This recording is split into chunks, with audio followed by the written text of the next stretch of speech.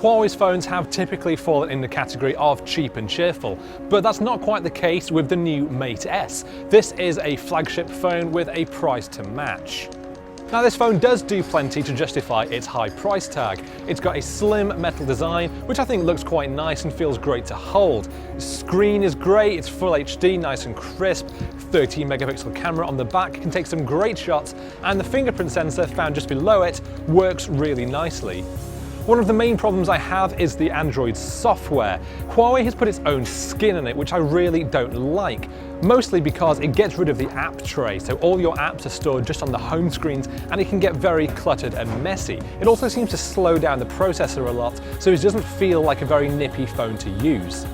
Huawei has tried to compete with Apple's 3D Touch by allowing you to tap, swipe, or press harder into the screen to perform secondary functions. Now, I like this feature a lot on Apple's iPhone, but on here, Huawei has done very little to actually put it to use. The technology is there, but there's very little you can do with it. It's not that there's anything majorly wrong with the phone, it's basically fine. It's just got too high a price, which puts it up alongside flagship phones from some of the other major mobile manufacturers. And without the brand sex appeal, Huawei is really going to struggle. I'm Andrew Hoyle for CNET, and this is the Huawei Mate S.